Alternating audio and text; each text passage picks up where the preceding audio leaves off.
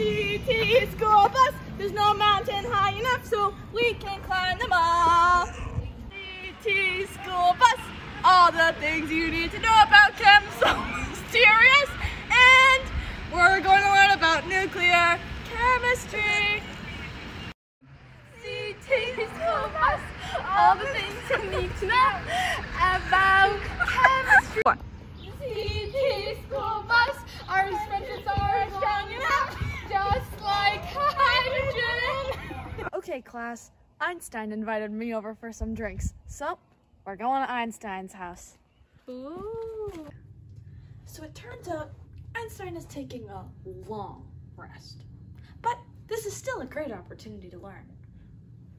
What did Einstein like to drink with his buds? I don't know. Formula.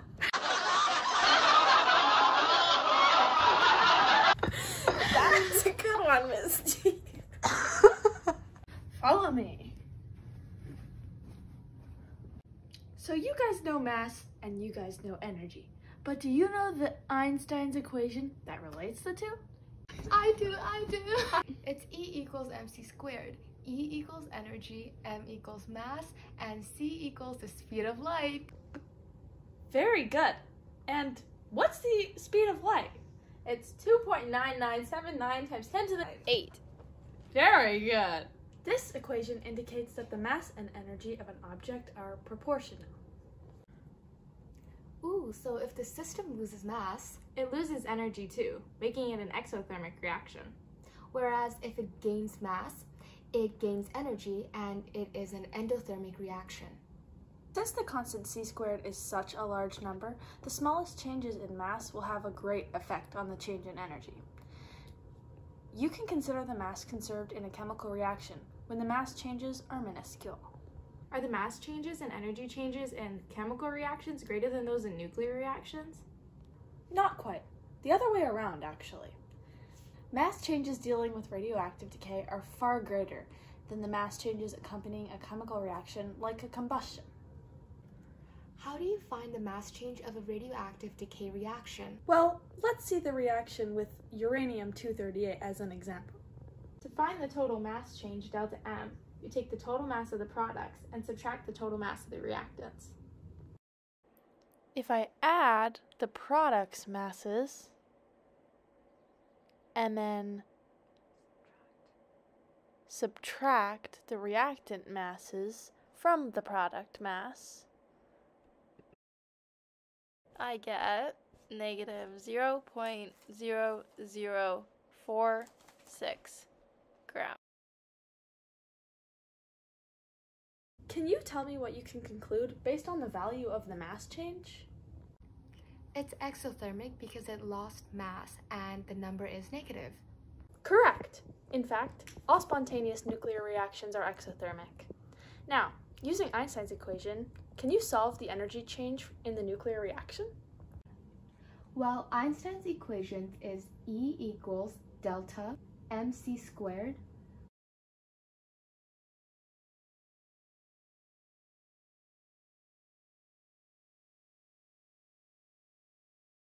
which we can rearrange to look like E equals c squared delta m.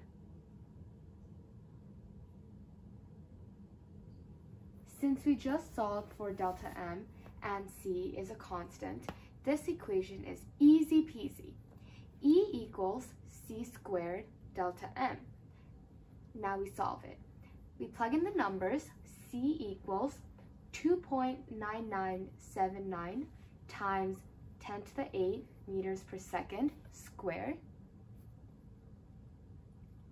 times negative 0.0046 grams.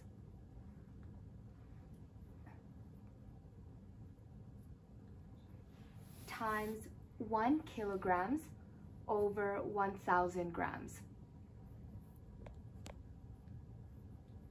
But you must remember to convert delta M into kilograms to ensure the energy is in joules. And the answer is negative 4.1 times 10 to the 4 joules.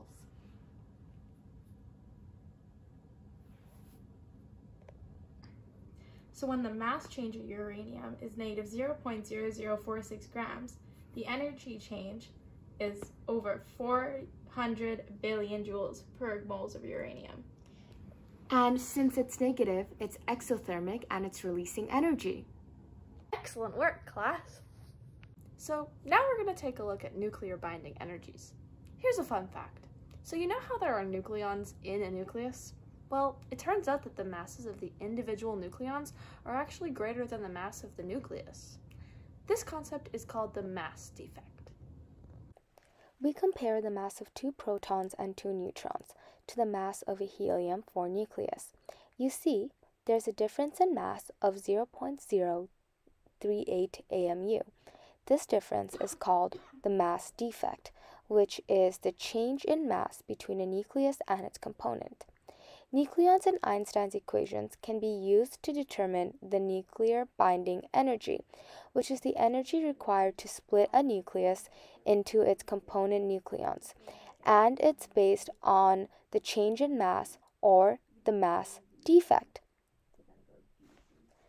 Einstein's equation has been found that the change in mass of 1 AMU results in an energy of 1.492 times 10 to the negative 10, or 931.5 mega electron volts, often used by nuclear physicists.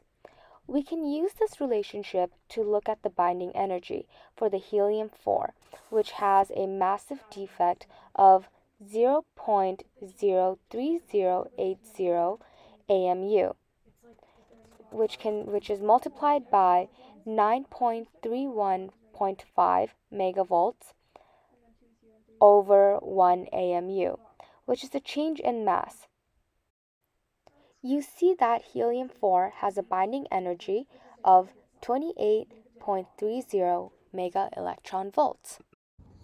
So you're telling me if I add the mass of the protons and neutrons in an atom, it will have a greater mass than the actual nuclei? Exactly. In this case, delta M would refer to the difference in the masses of the nucleons versus the mass of the nuclei. How is that possible, though? Well, energy must be added to a nucleus in order to divide the protons and neutrons. This process is called nuclear binding energy. With this increase in energy, mass will also increase, just as I explained earlier. By dividing Einstein's equation by Avogadro's number, 10 to the what? 10 to the 23.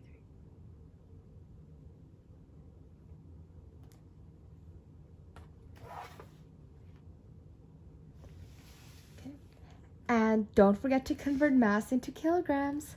Exactly, Adam! You can plug your numbers in to determine the energy required to separate the individual nucleons in the nucleus.